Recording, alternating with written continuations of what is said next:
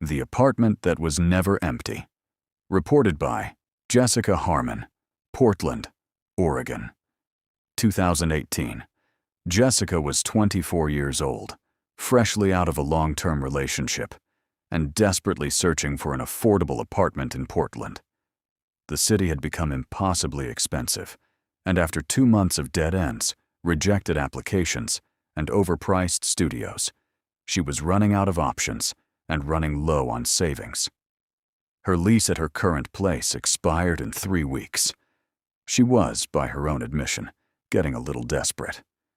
That's when she found the listing. It appeared on Craigslist on a Tuesday evening, a 1-bedroom apartment in a quiet residential neighborhood listed at $650 a month. In Portland, in 2018. For a 1-bedroom, she stared at the screen for a full minute, convinced she was misreading. She refreshed the page. Still $650. The photos showed a clean, well-maintained unit with hardwood floors, a renovated kitchen, and large windows that let in good light. The listing said utilities were included. She emailed immediately. Within 20 minutes, a man named Gerald responded. He was friendly, articulate, and explained that he was renting the unit below market rate because he had inherited the property from his late mother and simply wanted a reliable, quiet tenant who would take care of the place. He wasn't interested in maximizing profit.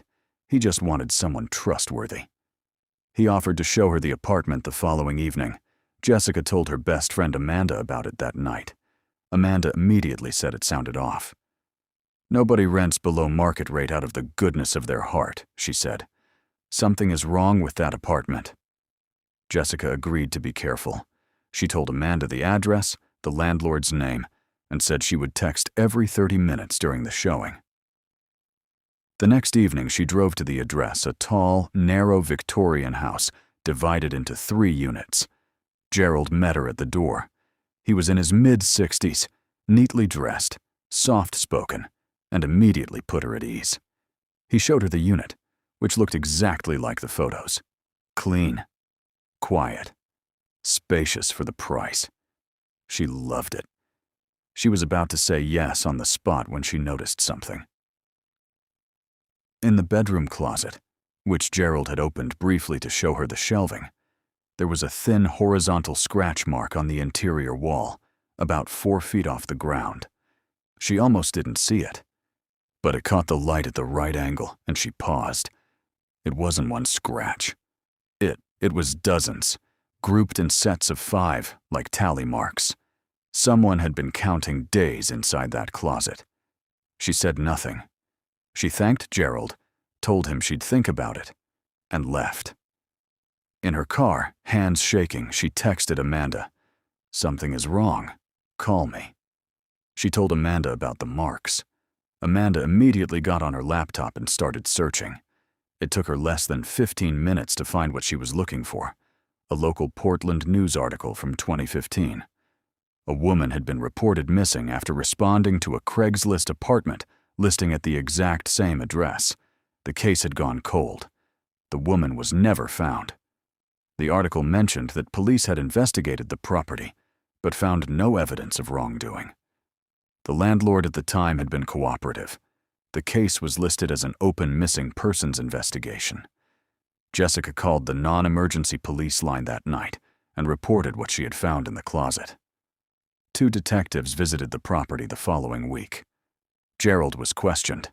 He claimed he had never noticed the marks and had no explanation for them. The detectives photographed the closet. Jessica never heard the outcome of their follow-up. The case details were not made public. She never found out if the marks were connected to the missing woman. She never found out how many days had been counted. She found a different apartment the following week, paid $200 more a month than she wanted to, and slept soundly for the first time in weeks.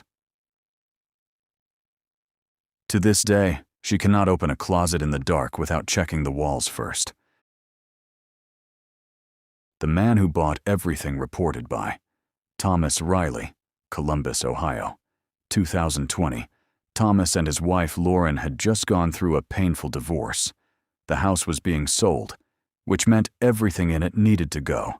The furniture, the appliances, the tools in the garage, the kids' old toys, all of it.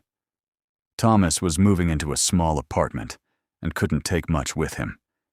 He spent a full weekend photographing everything and posting it on Craigslist, item by item. The responses came quickly. The couch, the dining table, the lawnmower, all spoken for within hours. It was going smoothly. Strangers came and went. Cash changed hands. Items disappeared into pickup trucks, and the house slowly emptied. Then a man named Dale started responding to listings.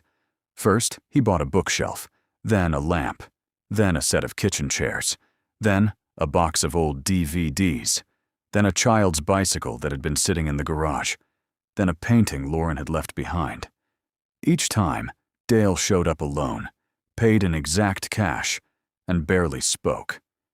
He was in his late 40s or early 50s, average height, with a forgettable face, and pale, watery eyes that moved around the room slowly, taking everything in, resting on details, the light fixtures, the corners, the door frames, in a way that made Thomas vaguely uncomfortable. But he paid without haggling, so Thomas told himself not to be paranoid. On Dale's 6th visit, he bought a kitchen table. While Thomas was helping him carry it to his truck, Dale stopped in the driveway and looked up at the house, just stared at it for a long moment. Then he said, very quietly, without turning to look at Thomas, "This is a good house. Good energy. I can feel the years in it." Thomas said thanks, or something like it, and took the money. That night, he couldn't sleep. Something about the visits had started to feel like a pattern, not the purchases themselves, but the way Dale moved through the house each time.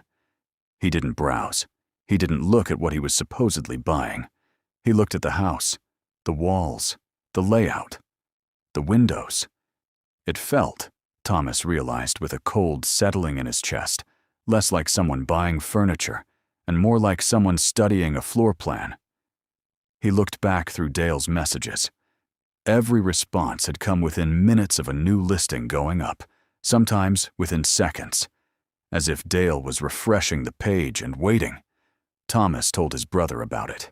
His brother, who worked in law enforcement, immediately told him to stop responding to Dale and to vary his schedule for the remaining pickups. Don't set appointments for predictable times. Don't be alone in the house during handoffs, and take note of Dale's vehicle plate number. Thomas went back through his memory and realized something that turned his stomach. He had, across 6 visits, given Dale a near-complete picture of the interior of the house, the layout of every room, where the bedrooms were, which windows faced the street and which faced the backyard, where the garage connected to the house. He had essentially given a stranger a guided tour one item at a time. The job that wasn't a job. Reported by Maya Sutton, Nashville, Tennessee, 2019.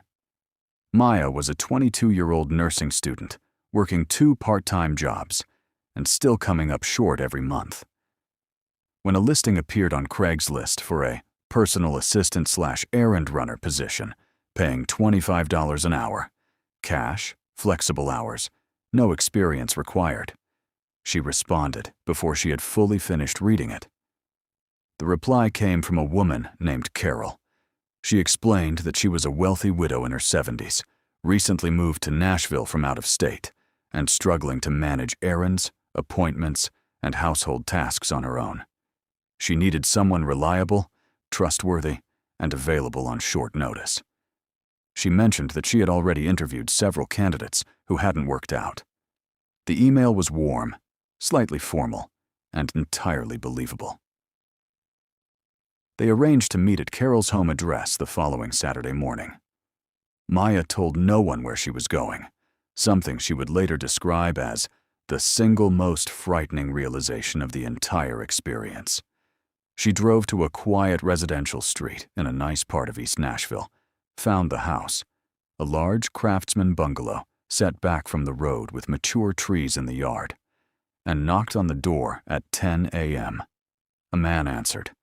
He was in his mid-30s, broad-shouldered, with close-cropped hair and an easy smile. He told her Carol was running a few minutes behind and invited her inside to wait. Maya hesitated for just a fraction of a second, then stepped inside. The house was almost completely empty. No furniture except a folding chair in the living room and a card table in what might have been a dining room.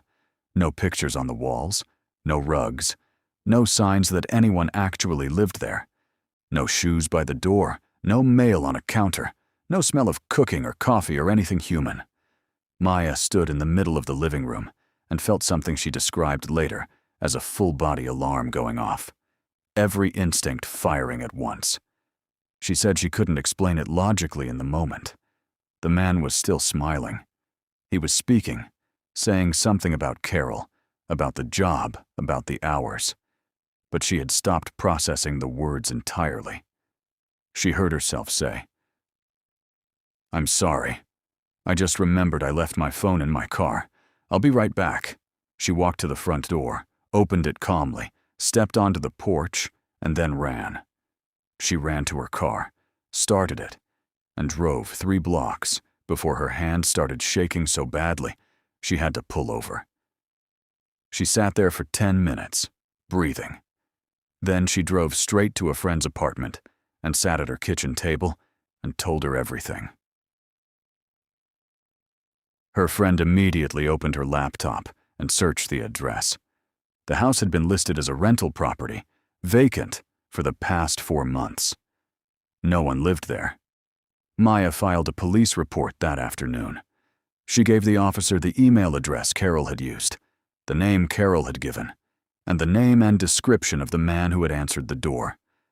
The officer noted everything carefully and told her she had done the right thing by leaving. 2 weeks later, the officer called her back.